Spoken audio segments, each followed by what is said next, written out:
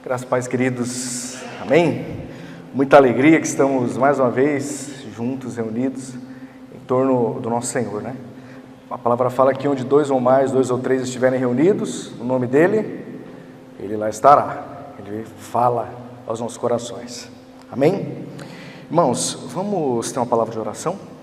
Antes de qualquer coisa, vamos depositar aos pés do Senhor esse tempo. Senhor, nós te agradecemos, bendizemos o Teu nome por mais esta oportunidade, Senhor, que o Senhor mesmo nos dá, nos concede por Tua graça, de estarmos juntos como igreja, corpo de Cristo, como corpo, Senhor, do qual Cristo é o cabeça. Clamamos, Pai, que pelo Teu Espírito, revela, Senhor, a pessoa do Senhor Jesus Cristo aos nossos corações. Que o Teu Santo Espírito sonde, Senhor, os nossos corações e que revele as profundezas do Senhor. Revela cada vez mais, Senhor, o Filho amado. Edifica-nos, Senhor, e seremos edificados. Fala conosco, possamos ouvir a Tua doce voz. Desvenda, Senhor, os nossos olhos, para que nós possamos ver as maravilhas da Tua lei. Ó Pai Santo, dá-nos ouvidos espirituais, olhos espirituais, discernimento espiritual, que o homem espiritual discerne bem todas as coisas, e por ninguém é discernido. Nós dependemos totalmente de Ti, Senhor, no nome de Jesus. Amém. Amém. Irmãos, o Senhor depositou no meu coração, nessa noite, para nós meditarmos sobre uma história muito conhecida nas Escrituras, e que essa história, ela vai nos trazer um ponto de atenção que eu penso que a igreja primitiva, que a igreja atual deve se ater. Vamos lá para Lucas 19, vamos meditar sobre Zaqueu. Lucas capítulo 19. Vamos ver quais as implicações que o Espírito tem para nos revelar a respeito do tempo em que nós vivemos. Zaqueu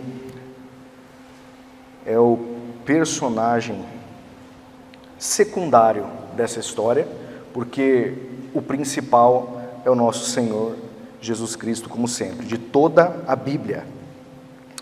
É uma história, queridos, que é uma passagem que vai do verso 1 ao verso 10, muito importante para todos nós, amém? Então nós faremos uma leitura do verso 1 ao verso 10 e depois as considerações, amém? Lucas 19. Jesus entrou em Jericó e atravessava a cidade. Havia ali um homem rico chamado Zaqueu, chefe dos publicanos. Ele queria ver quem era Jesus, mas, sendo de pequena estatura, não conseguia por causa da multidão. Assim, correu adiante e subiu numa figueira brava para vê-lo, pois Jesus ia passar por ali. Quando Jesus chegou àquele lugar, olhou para cima e disse: Zaqueu, desça depressa, quero ficar em sua casa hoje. Então ele desceu rapidamente e o recebeu com alegria. Todo o povo viu isso e começou a se queixar. Ele se hospedou na casa de um pecador. Mas Zaqueu levantou-se e disse ao Senhor: Olha, Senhor, estou dando a metade dos meus bens aos pobres, e se de alguém extorquir alguma coisa, devolverei 4 vezes mais. Jesus lhe disse: Hoje houve salvação nesta casa, porque este homem também é filho de Abraão, pois o Filho do Homem veio buscar e salvar o que estava perdido. Olha, irmãos, é uma passagem que normalmente nós costumamos ler rápido, só que não foi à toa que o Senhor escolheu o capítulo 19 de Lucas para nos mostrar a história de fariseu, de Zaqueu, porque o nosso Senhor, ele trabalha com paralelos. No capítulo 18 nós temos a história de um homem rico. No capítulo 19, Deus repete a história de um homem rico, de outro homem rico. São duas histórias totalmente diferentes. Zaqueu, irmãos, para nós entendermos essa passagem e qual o sentido, nós precisamos entender o contexto. O Senhor estava entrando em Jericó. Jericó, irmãos, era a principal cidade da Palestina nessa época. Era uma cidade comercial, era uma cidade grande e era uma produtora de palmeiras e bálsamo. O bálsamo de Jericó era um bálsamo muito valioso. Era uma cidade comercial. Tá? Era uma cidade também muito quente, tinha um palácio herodiano nela. E os aristocratas, os ricaços da época, no inverno eles desciam para Jericó, porque era uma cidade mais quente. Então era uma cidade que tinha muitas influências.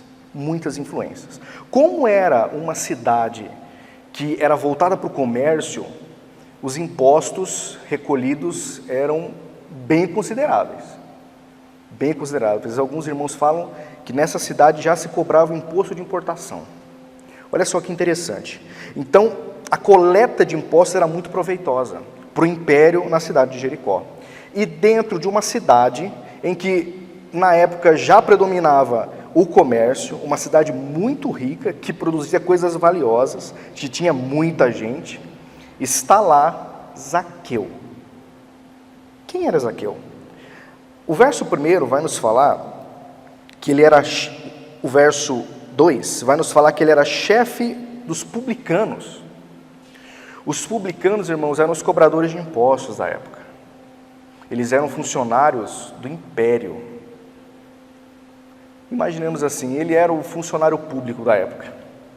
Ele ficava na coletoria. Antigamente se chamava exatoria. Ficava na coletoria. Hoje é a nossa agência fazendária, né? Nosso setor de tributação. Só que ele era um funcionário. Só que não era um simples funcionário. Ele não era um simples cobrador de impostos. Ele era um chefe. Ele era um comandante. Alguns irmãos acreditam que ele tinha ali de subordinados entre 3 ou 4 coletores de impostos também. Então ele era o chefe. Era um homem rico. Irmãos, os coletores de impostos, nessa época, eles eram vistos como traidores. Normalmente, os coletores de impostos, eles cobravam impostos a mais, eles subtraíam dinheiro que era do império, eram homens que eram extremamente mal vistos pela sociedade. Ainda mais em Jericó, pela sociedade judaica da época, pela religião na época, pela sociedade na época.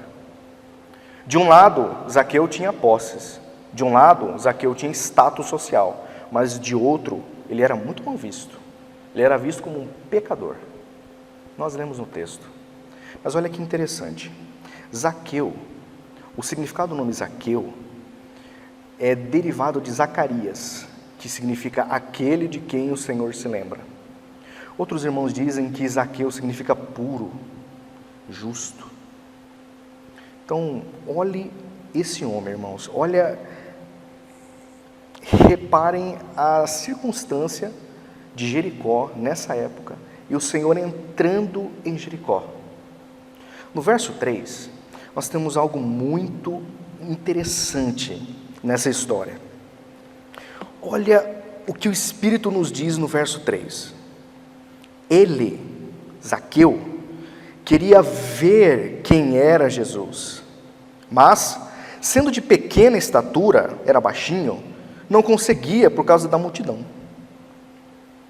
Olha assim, verso 4, correu adiante e subiu numa figueira brava para vê-lo, pois Jesus ia passar por ali. Irmãos, os irmãos lembram de quando eu disse no início, que muitas vezes nós lemos essa passagem bem rápido? Uma das primeiras palavras do verso 3 é a palavra ver. Em quase todas as traduções está essa palavra, ver. Zaqueu queria ver quem era Jesus. Essa palavra ver, irmãos, no original é a palavra eidô. Eidô significa ver. Só que, a depender do contexto, essa palavra ela vai assumindo contornos mais profundos. Porque ver aqui, quando nós lemos ver, Zaqueu queria ver Jesus. Zaqueu queria ver Jesus, ver passar. Só que nesse contexto não é isso. Essa palavra, irmãos, ela vai assumindo contornos mais profundos. Eidô, ela significa perceber com os olhos. Então não é apenas ver, é perceber com os olhos, prestar atenção, já aprofunda mais, observar, inspecionar, examinar. Olha que interessante esse sentido. Ter uma entrevista com, saber a respeito de tudo, e o sentido mais profundo dessa palavra é o de conhecer. De conhecer. Então Zaqueu não queria apenas ver. Zaqueu queria conhecer o nosso Senhor. Ele queria ver quem era Jesus, mas sendo de pequena estatura, não conseguia por causa da multidão. Lembremos, irmãos, Zaqueu é um chefe dos publicanos, um homem de uma classe social elevada, um homem rico. E olha o que ele faz. Sendo de pequena estatura, não conseguia por causa da multidão. Assim, correu adiante e subiu numa figueira brava para vê-lo, pois ia passar por ali. Irmãos, o fato de Zaqueu subir numa árvore é um fato de humilhação. Não se vê normalmente um homem adulto numa árvore. Os irmãos conseguem passear pela rua aí e ver homens em árvores. Nós podemos encontrar quando há alguns trabalhadores podando árvores, em outras circunstâncias como tirando uma bola de futebol das crianças, mas normalmente nós não vemos homens subindo em árvores. O fato de Zaqueu subir uma árvore foi uma situação de humilhação. Um homem, essa figueira brava era uma figueira muito comum na época, muito comum nessa região. Tinha uma estatura média, alta, os galhos iam baixos, era muito fácil para subir. Só que olha só, ele subiu para ver, porque ele queria conhecer. Irmãos, imaginem Zaqueu. Se os irmãos abrirem em Lucas 7,17, vamos lá, queridos, Lucas 7,17, nós podemos ter uma noção do que estava no coração de Zaqueu. O nosso Senhor tinha acabado de ressuscitar o filho de uma viúva, lá na cidade de Naim. Então, em Lucas 7,17, olha o que diz a palavra. Essas notícias sobre Jesus espalharam-se por toda a Judéia e regiões circunvizinhas, ou seja, as regiões vizinhas. O nosso Senhor, ele já estava muito, e eu vou usar essa palavra com muita reverência, o nosso Senhor já estava famoso. Os feitos do nosso Senhor já estavam sendo divulgados por todas as regiões da Judéia e as regiões vizinhas. Então, Zaqueu ouviu muito falar do nosso Senhor. E pensa, irmãos, Zaqueu dizendo: quem é esse homem? Quem é esse homem que ressuscita mortos? Quem é esse homem que cura cegos? Que restaura aleijados? Quem é esse homem? Eu quero conhecê-lo. Eu quero conhecê-lo. Os irmãos reparem que é muito além de um ver. Muito além de um ver. Mas não conseguia por causa da multidão. Assim correu, subiu na figueira brava, verso 4, para vê-lo, pois Jesus passava por ali.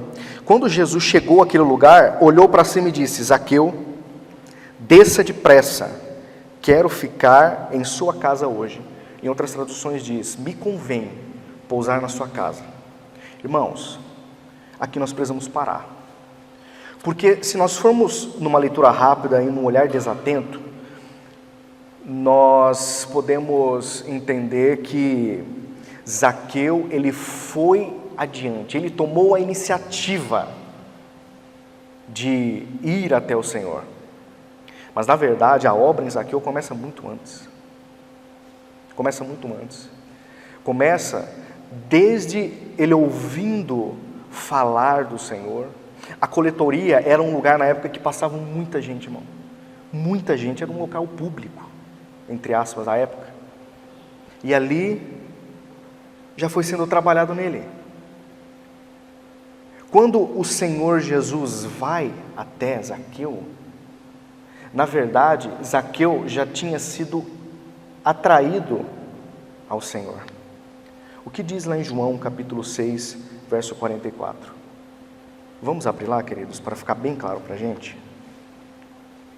João 6, 44.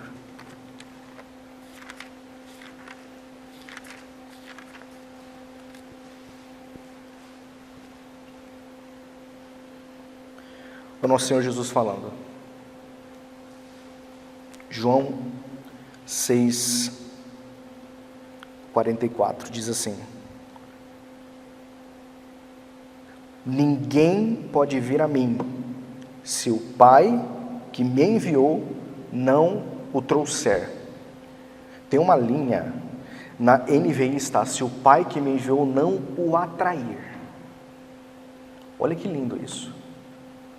Ninguém pode vir a mim, se o Pai que me enviou não o atrair primeiro. Então nós vemos que a vontade não surgiu em Zaqueu. Zaqueu foi ganho. Eu fico imaginando o nosso Senhor Jesus, ele tinha comunhão íntima com o Pai. Íntima com o Pai. E eu fico imaginando às vezes o Senhor na comunhão com o Pai, dizendo: Pai, eu estou entrando numa cidade muito grande. Eu sei que o Senhor tem povo aqui. Revela, Senhor, atraia. Traga a mim quem o Senhor quiser, ou quem está no teu coração, ou quem está com o coração já preparado, já compungido.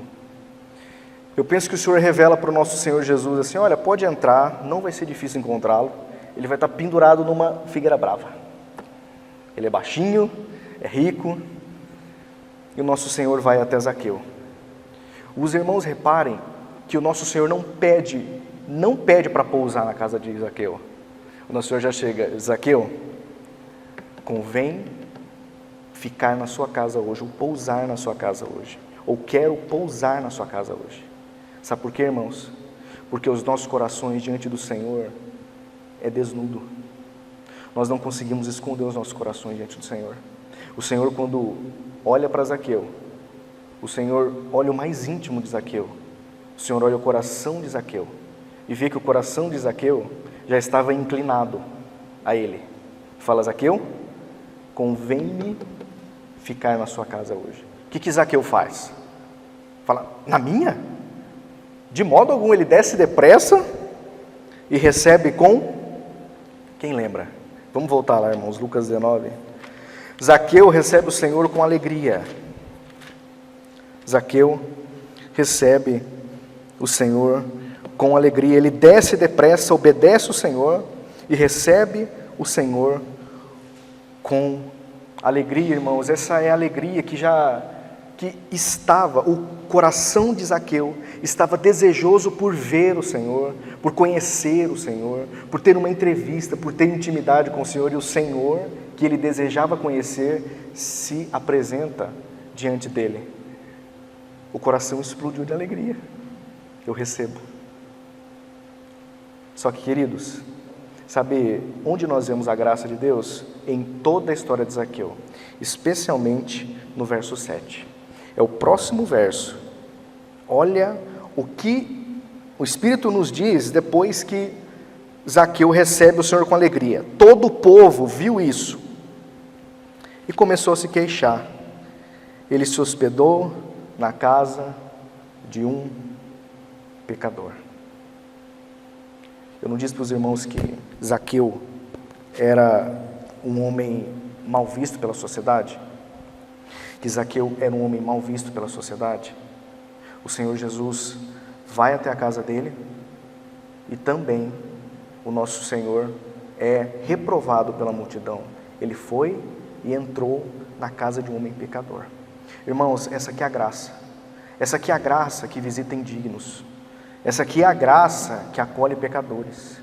Essa aqui é a graça, o nosso Senhor já vem nos mostrando que a graça e a verdade chegaram, se tornaram uma realidade nele, na pessoa dele.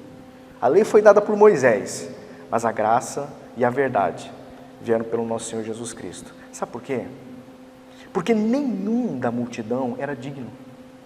Só havia um digno. O único digno daquela multidão imensa estava entrando na casa de mais um indigno. Mais um indigno. Porque Romanos capítulo 3, verso 10, vai dizer que não há um justo. Não há nenhum sequer.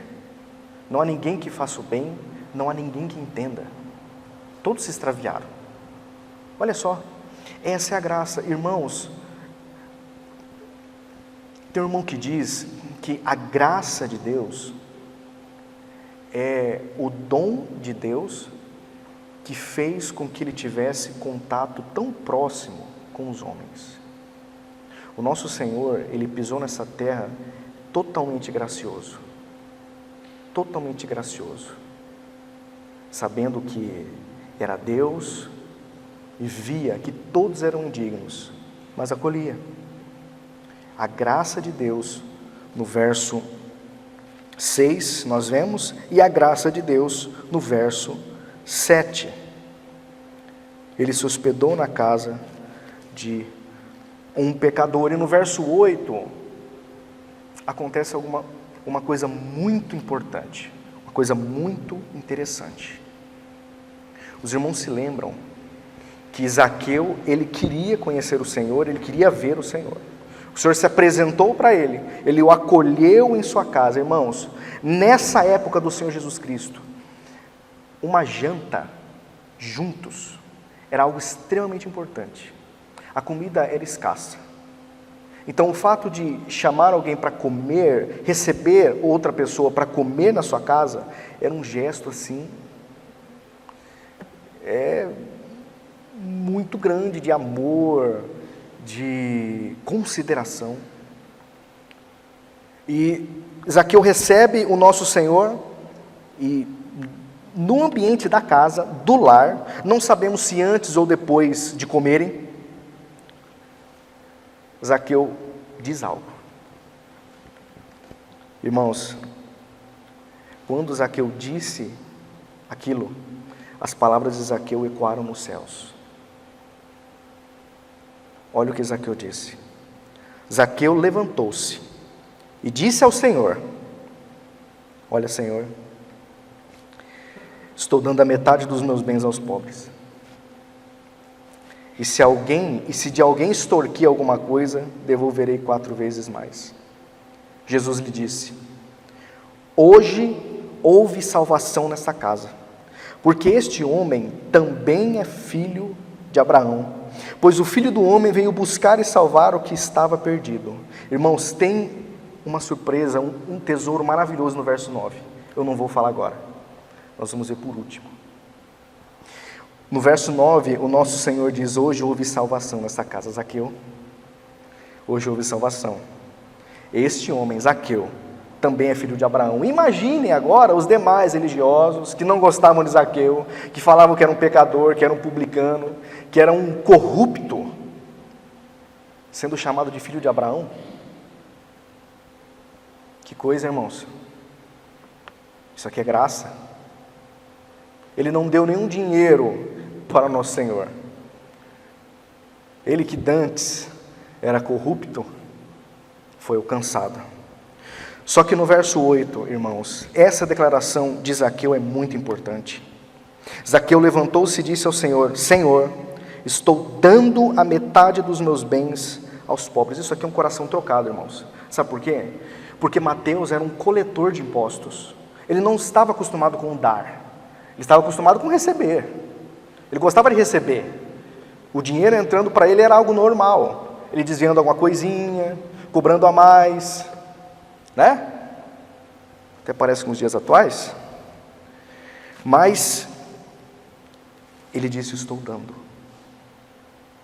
Eu estou dando metade dos meus bens aos pobres. Irmãos, esse dito de Zaqueu é uma declaração de pobreza. É uma declaração de pobreza, tá? ele estava dando metade de todos os bens dele aos pobres. Então, já não é o inteiro, já é meio, metade.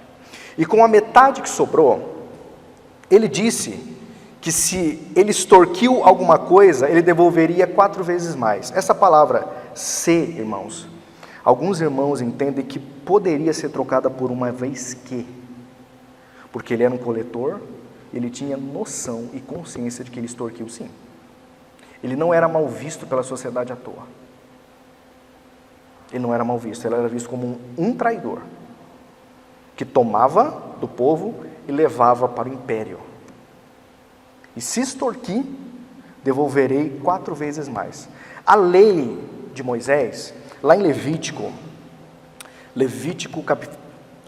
capítulo 6, exigia 1/5 de restituição, 20%.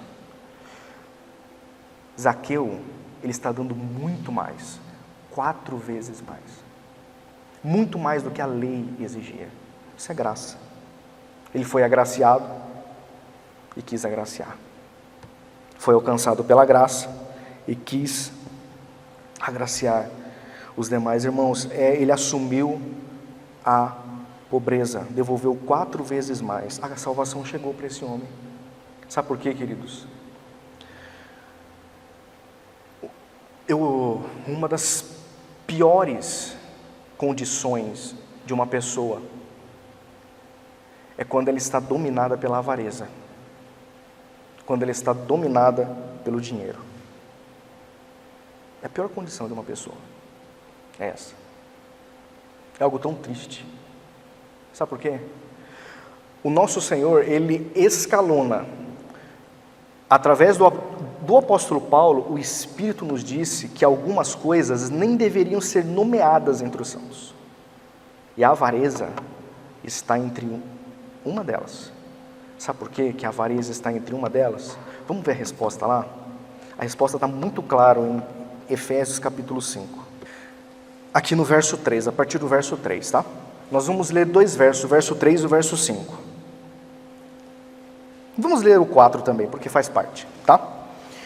Efésios capítulo 5, verso 3, 4 e 5. Diz assim: mas a fornicação é a primeira, e toda impureza ou avareza, em algumas palavras, em algumas traduções está cobiça, nem ainda se nomeie entre vós, não é nem para nomear entre os santos, como convém a santos, nem torpezas, tolices, zombarias, que não convém, mas antes ações de graças. O Senhor disse isso, agora Ele vai explicar o porquê. Porque bem sabeis isso, que nenhum fornicador, ou impuro, ou avarento, o qual é idólatra, tem herança no reino de Cristo e de Deus. Irmãos, avareza é idolatria. O que é a avareza? A avareza é o desejo ávido de ter. É um desejo ávido de ter, de possuir. Essa é a avareza. A avareza, não é errado nós termos dinheiro. O errado é quando o dinheiro ocupa o nosso coração. Tem uma definição de adoração que o irmão Stephen Cohn dá no livro A Vida do Senhor Jesus Cristo. Eu circulei e não me esqueço mais dessa definição. O irmão, ele coloca assim: adoração é quando nós entronizamos o Senhor no lugar que Ele deve ocupar e nos colocamos no lugar em que nós devemos ocupar. O Senhor, Ele deve estar entronizado no coração. Essa é a vida de um adorador. O perigo da avareza é que ao invés de o Senhor estar entronizado, as coisas estão. As coisas ocupam o trono do coração. E isso é um perigo. Por isso que Zaqueu estava acostumado com dinheiro. Zaqueu recebia dinheiro todo dia. Zaqueu tinha uma vida muito confortável. Só que todas essas coisas não bastavam para ele. Zaqueu tinha todo o dinheiro do mundo, mas não tinha a suficiência. Zaqueu tinha tudo nessa terra, mas não tinha nada de real em si. Mas ele encontrou a realidade. A realidade de toda a Bíblia, de todas as Escrituras, a realidade é o Senhor Jesus Cristo. Olha que lindo isso, irmãos. E nesse tempo do fim, nós temos que vigiar. Nós temos que vigiar para que os cuidados desse mundo, a fascinação das riquezas não ocupem um lugar no nosso coração. O dinheiro, ele é importante, mas o dinheiro, ele deve ocupar o lugar que é dele. E o Senhor ocupar o lugar que é dele, em nós, entronizado nos nossos corações. Porque quando nós invertemos, aí nós somos tidos como idólatras. A Bíblia diz, avareza que é a idolatria. Sabe por quê, irmãos? Que nós não podemos colocar confiança nas riquezas, confiança no dinheiro, confiança no querer, porque isso nunca vai nos satisfazer. Nunca. Sabe algo tão precioso que nós vemos nas Escrituras, de alguém que aprendeu a viver contente em toda e qualquer situação? Vamos abrir em Filipenses 4? Esse é o lugar que o dinheiro deve ocupar. Em Filipenses capítulo 4, irmãos, aqui a partir do versículo 11, o apóstolo Paulo está agradecendo os irmãos as ofertas que eles mandaram. Então, o apóstolo Paulo está lidando com dinheiro, está lidando com bens. E vamos começar do verso 10. Filipenses 4:10. Alegro-me grandemente no Senhor, porque finalmente vocês renovaram seu interesse por mim. De fato, vocês já se interessavam, mas não tinham a oportunidade para demonstrá-lo. Não estou dizendo isso porque esteja necessitado, porque aprendi a adaptar-me a toda e qualquer circunstância. Sei o que é passar necessidade, sei o que é ter fartura. Aprendi o segredo de viver contente em toda e qualquer situação. Irmãos, eu convido os irmãos a meditarem na epístola do apóstolo Paulo aos Filipenses. Essa palavra é uma das palavras mais lindas da epístola, aprendi. Quem está falando aprendi? É o apóstolo Paulo. É o missionário, aquele que plantou várias igrejas, fez algumas viagens missionárias, o irmão maduro, o irmão que sofreu no corpo tantas coisas. Lá em 2 Coríntios 11 ele vai colocar o currículo dele, açoites, inúmeras coisas. Ele diz aprendi. Sabe o que é essa palavra aprendi, irmãos? Os irmãos tomem uma figura de um ourives. O ourives tem o cadinho, onde ele coloca a joia e lança a chama.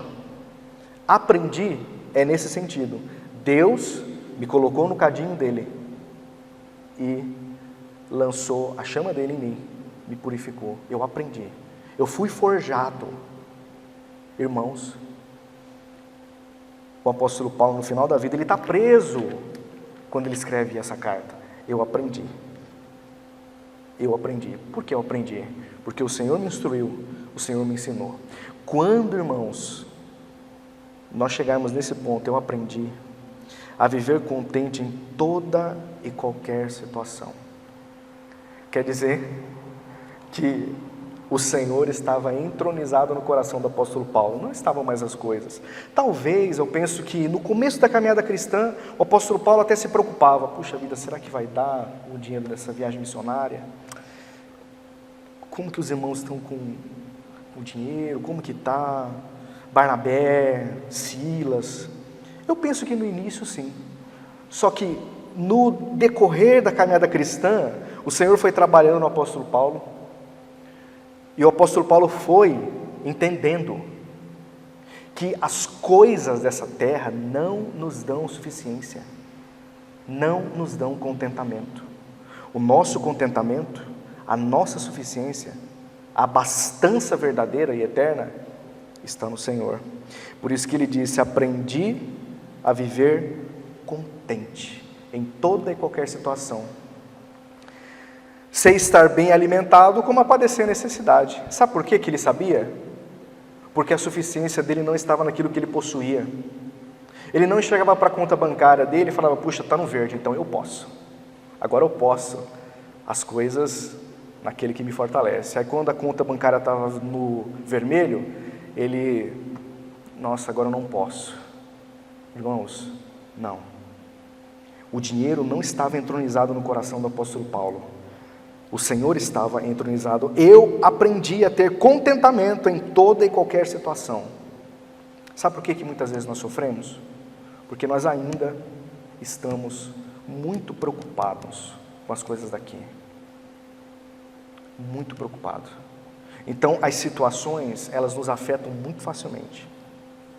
De uma forma muito, muito fácil. Sabe? E quando nós colocamos a confiança nas riquezas, nós nos tornamos ansiosos. O apóstolo Paulo, ele aprendeu quando ele viu nele que o viver para ele era Cristo e o morrer para ele era lucro. Por que lucro? Porque ele estaria com o Senhor. O apóstolo Paulo foi forjado e trabalhado. E da mesma forma nós, irmãos. Todos nós temos nossas dificuldades, todos nós temos as nossas limitações. E muitos com o dinheiro. O Senhor não deseja que nós acordemos ansiosos por ganhar. Não. Olha o que diz aí em Filipenses 4:6. No mesmo capítulo, não andeis ansiosos por coisa alguma, mas em tudo, pela oração e súplicas, e com ação de graças, apresentem seus pedidos a Deus. E a paz de Deus, que excede todo entendimento, guardará o coração e a mente de vocês em Cristo Jesus. Não andem ansiosos. Quando os nossos corações estão depositados nisso, nessa preocupação, a primeira coisa que nos abate é uma ansiedade. O que o Senhor deseja?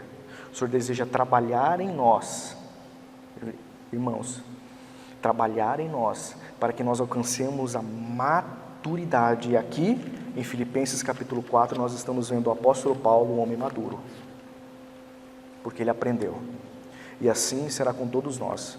Nós vamos ter que aprender muitas lições na vida cristã, com relação à avareza, com relação ao dinheiro, nós também teremos que aprender. Também teremos que aprender. Mas como nós temos que lidar com o dinheiro?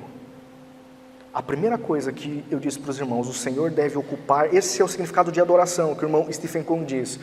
Nós entronizarmos o Senhor, que Ele ocupe o lugar dEle nos nossos corações, e que o dinheiro tenha sim o seu lugar. Não é errado ter dinheiro. Trabalhe, irmão, estude, irmão, ganhe dinheiro, irmão. Só que o dinheiro, ele deve estar no seu devido lugar. E tem uma passagem nas Escrituras, nós aprendemos muito com o rei Davi, sobre como o rei Davi lidava com o dinheiro. Nós vemos na vida do rei Davi que o Senhor estava realmente entronizado no coração dele. Sabe como que o rei Davi lidava com o dinheiro, irmãos? É uma lição para todos nós hoje. Vamos lá em 2 Samuel, capítulo 8.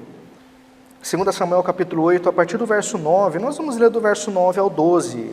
É uma pequena porção, depois os irmãos podem meditar no capítulo todo, mas uma pequena porção nesse capítulo. 2 Samuel capítulo 8, versos 9 ao 12. Amém?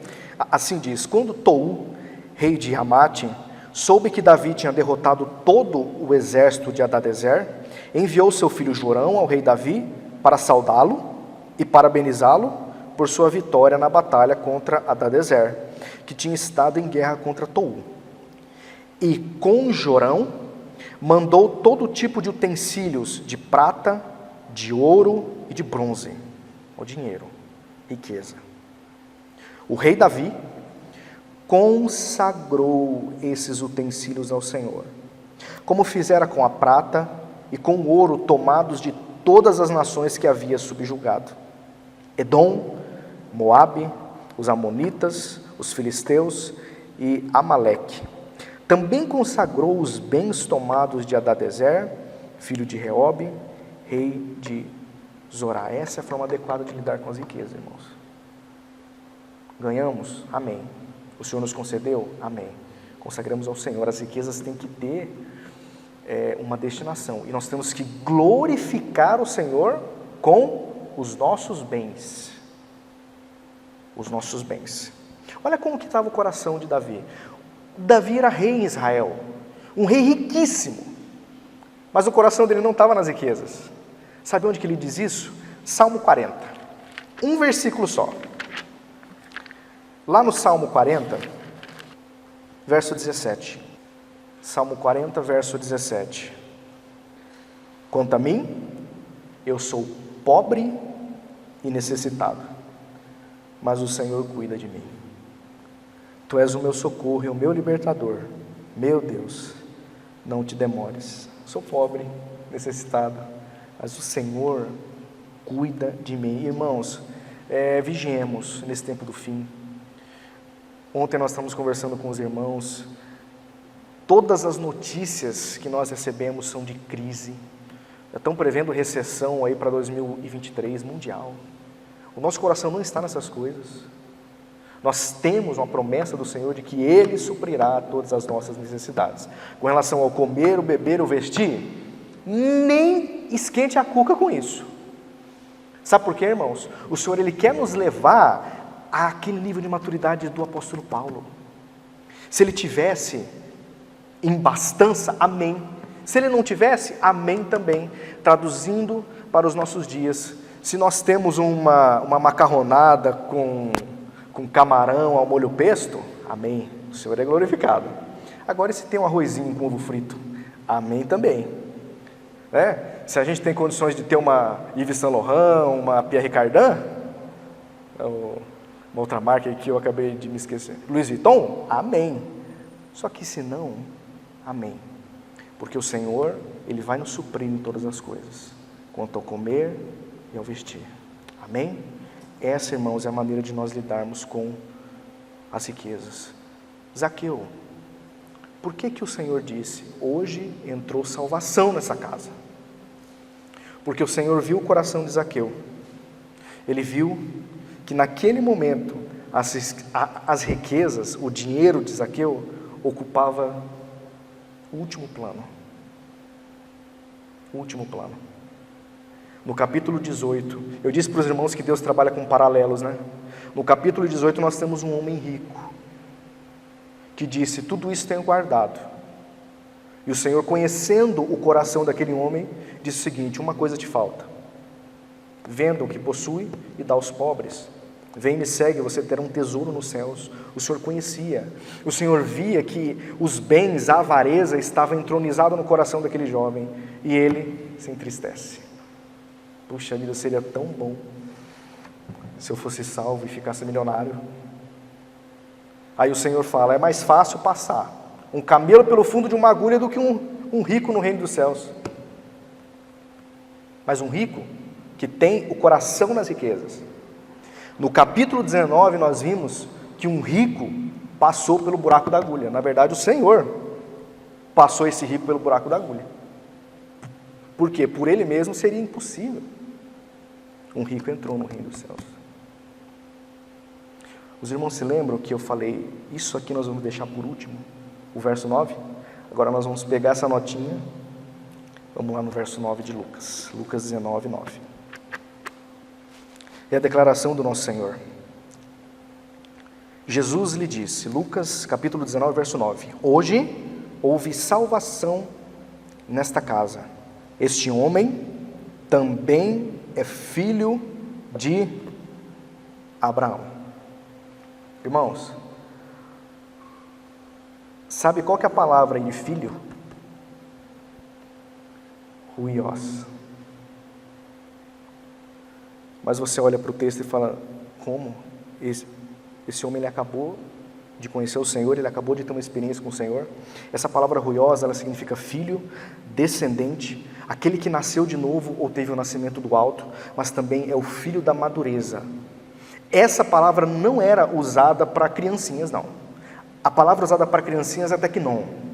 Ruios é um filho maduro, é é um filho descendente, um filho próximo. O Senhor fala para Zaqueu: esse é ruiós de Abraão. Só para os irmãos verem, em João capítulo 1, lá no verso 12, ele diz assim: mas a todos quantos o receberam, deu-lhes o poder de serem feitos filhos de Deus. Essa palavra filhos lá é teknon, é filho imaturo. Só que aqui o Senhor fala ruiós para ele. Sabe por quê, irmãos? Da importância do dinheiro.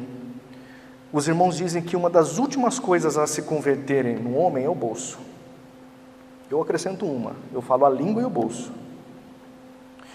Se converterem no sentido de ser tratado, no sentido do homem ganhar experiência, ser transformado nisso. No homem ainda pior. Pelo fato do homem ser o provedor do lar, o homem tem isso. Uma das últimas coisas a serem tratadas numa pessoa é o bolso. E Zaqueu foi. Olha só, o coração de Zaqueu já era do Senhor, a vida de Zaqueu já era do Senhor, e o Senhor olha para Zaqueu, conhece Zaqueu mais do que ninguém e diz: esse é ruiós de Abraão. Esse é ruiós de Abraão disse isso no meio de uma sociedade religiosa, que se achavam ruiós. Eles se achavam filhos de Abraão, tanto é que em João, o nosso Senhor tem uma discussão com eles. Eles dizem: nós somos filhos de Abraão. O Senhor fala: vocês são filhos do diabo. Vocês não são filhos de Abraão. Por quê? Porque o coração de vocês não é meu. Se tem algo que o Senhor deseja de nós, irmãos, é um coração integral. O que é o coração integral? Total. O nosso coração não pode ser dividido. Nós não podemos dizer: eu meio que amo, ou eu meio que adoro. Não. O nosso coração deve ser integral. E lá em Provérbios, terminando, Provérbios capítulo 23, verso 26, o nosso Senhor diz, vamos abrir por último lá, queridos, só esse último texto, Provérbios 23, 26, dá-me, filho meu, o teu coração, mantenha os seus olhos nos meus caminhos. Esse é o pedido, irmãos, que a igreja do Senhor nesse tempo tenha um coração integral, não dividido com riquezas, não dividido com as preocupações, não dividido com esposa, com nada, mas totalmente rendido e entregue a Ele, amém? Essa experiência de Zaqueu, e que fique essa palavra de exortação, de encorajamento para todos nós, amém, queridos? Vamos estar orando, colocando diante do Senhor esse tempo. Senhor, nós te agradecemos pelo teu falar.